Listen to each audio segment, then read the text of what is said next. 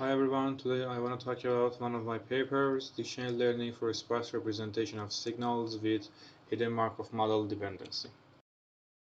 Let's start with a very brief introduction.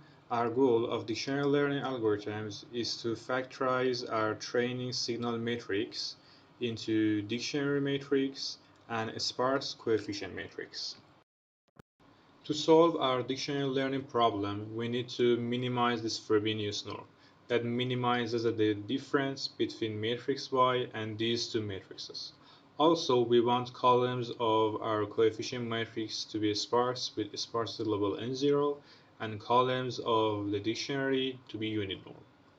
A common approach to solve this problem is alternation minimization that includes two steps, the sparsification and the dictionary update. A sparsification step. In this step, we assume that our dictionary is fixed and we want to find our coefficient matrix. So our optimization problem simplifies to this. Usually, we assume that our observed signals are independent. So we can decouple this optimization to this constraint optimization and use any kind of sparse recovery algorithms to solve this problem, such as orthogonal matrix pursuit and basis pursuit. Dictionary update step. In this step, we assume that our coefficient matrix is fixed and we want to find our dictionary matrix. The main difference among the existing dictionary learning algorithms is in this step.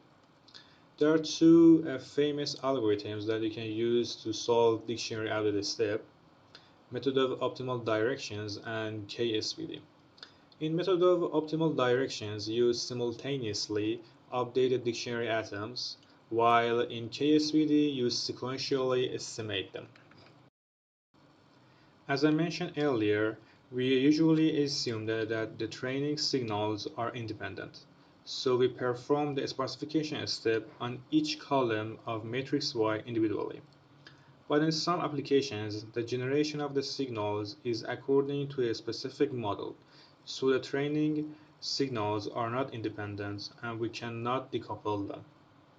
In our paper, we assume that some hidden states are activated under the first order Markovian model with a fixed transition probability matrix. Each training signal is generated when the corresponding state is activated, and each state has its own specific dictionary. This is the model that we consider for the generation of signal. As you can see, we have two different states, and each signal is generated when the corresponding state is activated, where at most n0 atoms are participating in the generation of the signal.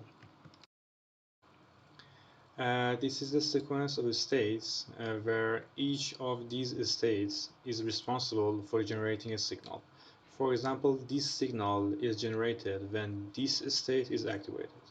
And also, as we have first order Markovian dependency, this state is only dependent to its previous state, which is this state. In our model, we consider that we have S different states, so we have S different dictionaries and S different coefficient matrix. And finally, these are our unknown parameters that we have to find out. We have transmission matrix, dictionary matrix, coefficient matrix, and the sequence of states. Since the sequence of states is unknown, firstly we need to find out which state is activated for generating which signal. To do so, we start from this point. In the presence of noise, we can express each signal like this. Also, we consider that our noise is zero mean wide Gaussian. So the probability density function of our signal can be expressed like this. We use maximum likelihood estimator to find our unknown parameters. As noise vectors are independent, we can express this objective function like this. This unknown parameter shows the probability of activation of these states in the generation of this signal. As this parameter is unknown and the summation over S is like an expectation operator, we can maximize this objective function by expectation maximization method. In the E step, we assume that these three parameters are fixed and known so that we can estimate the sequence of states by forward and backward procedure. In the M step, we assume that the sequence of states are fixed and known so that we can estimate the transition probability matrix, a dictionary matrix, and the coefficient matrix. Firstly, we estimate the transition probability matrix. This is the probability of transition from state S to the state Z. We were supposed to maximize this objective function. Direct maximization of this equation is difficult because we have the summation operator inside the logarithm. So we maximize a lower bound of this equation by Jensen's inequality. After the simplification, maximizing this equation is equivalent to solving this optimization problem. As we can see, this optimization problem is very similar to those constraint problems that we had in dictionary learning. So methods like MOD on KSVD or any other dictionary learning algorithms can be used to solve this optimization problem. This is our final proposed algorithm. As you can see, we have used expectation maximization to solve our problem. In E step, we have estimated sequence of states, and in M step, we have estimated transition matrix, dictionary matrix, and the coefficient matrix. In our experimental part, we assume that there are two different states where each state has its own dictionary with 25 atoms. We experiment our proposed method in two different scenarios.